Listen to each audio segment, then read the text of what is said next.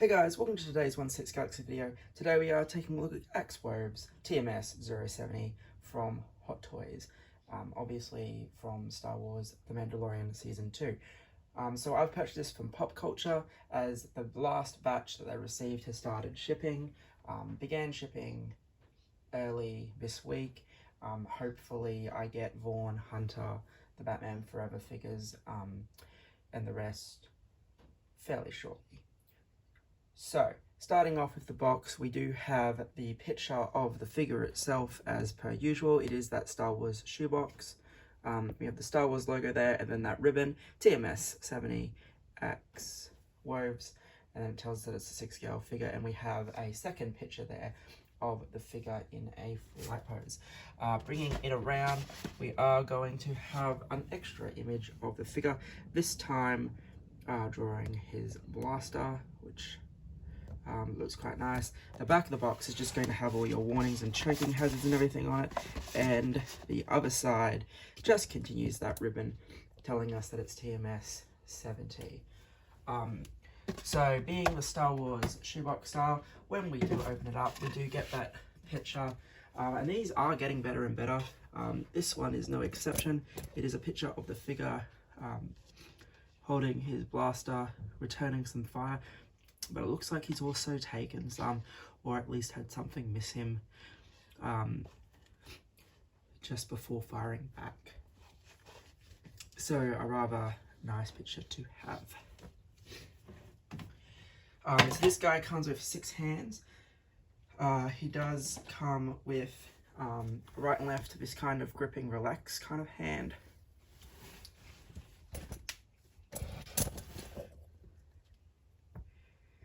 You can see that the armor is black with a little bit of blue here and there, and then it's that sculpted glove that we're used to seeing, but it does look nice and it is painted nicely with some detailing. The other left hand is still on the figure, so we will see that shortly. And we have our right and left fists. So again, they have that same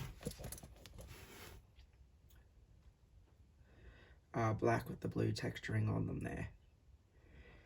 Again, looking like glove, even though it's entirely sculpted.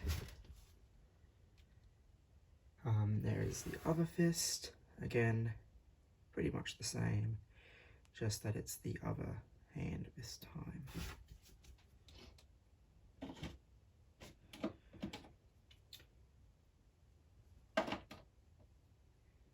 And of course, we do get a trigger finger. I've put the second trigger finger already on the figure, but you can see the stitching of the what should be the stitching of the glove there.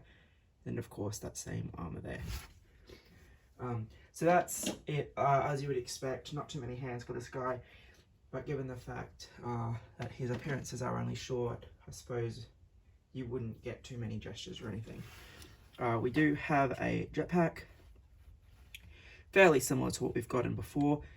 This section is a magnet, which we will see soonish. And then, as I said, you do have some really nice paint app and weathering on this as per usual. And these do articulate like usual also. But yeah, incredible weathering on this.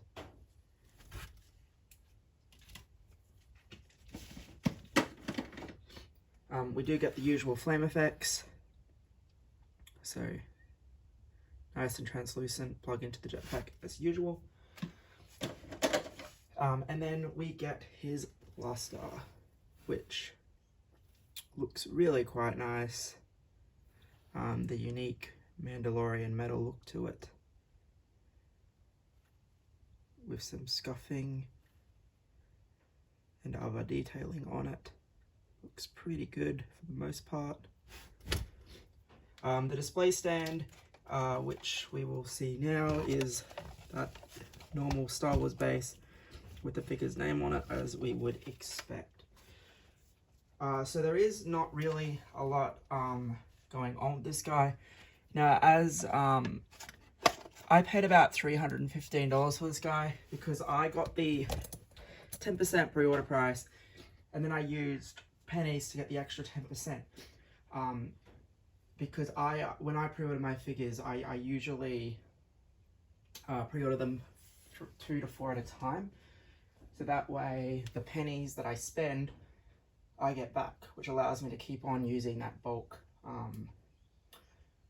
10% off your order code, especially if you're ordering like 4 figures at once.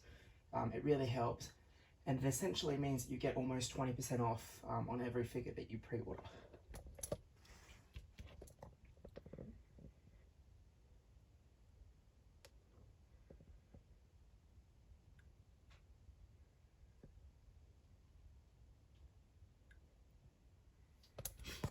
Alright, so as you can see, the armor is nicely painted, nicely detailed, and nicely weathered. The main issue I have with this guy is the lack of the inclusion of a head sculpt, which I think would have helped quite nicely considering how good the Costco one looks and how good the bow one came out. Because this guy is more or less, there are some differences. I'm not going to do a comparison here because that would take up too much time. But he is more or less the Deathwatch Mandalorian with some new paint. There are some differences, like the texturing on the flight suit's slightly different. And of course you have the different paint apps and the different colorings. Other features are pretty much exactly the same. So I feel like they could have included the head sculpt, but then you have the issue that retooling and getting a new sculpt just for a background character and whatnot is quite expensive, takes a fair bit of time, etc, etc. I just feel that this guy would have greatly benefited from it. Anyway, as you can see, we have the standard Mandalorian armor, quite nicely detailed and also quite nicely weathered. And there's another look at that display stand.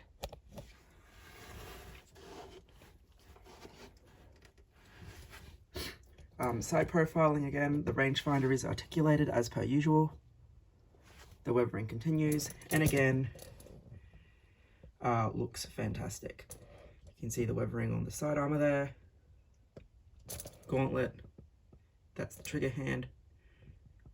Then we have the extra detonators or whatever on his boot there, and then the boot. There is a holster there as well, if you don't want to have him holding the blaster. But given that he doesn't come with anything else, I'm going to assume you will have him definitely holding the blaster. So weathering continues. You can see the other gauntlet. There's the relaxed hand, boot, display stand.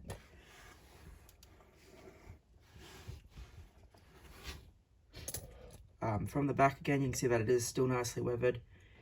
You can see where the magnets fit in.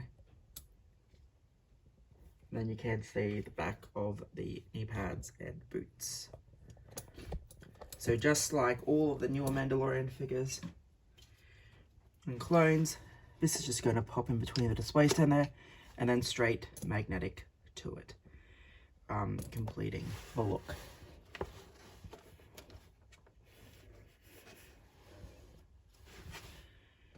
And then back around. So yeah, I do think this guy, they are asking $390 Australian, I think it is, brand new for this guy, which I think is a little high. The pre-order price definitely helped, and then of course getting those extra 10% helped again, because we are getting to a point where yes, the prices are rising for various reasons, and we are seeing base figures cost a little bit more than we're used to seeing. But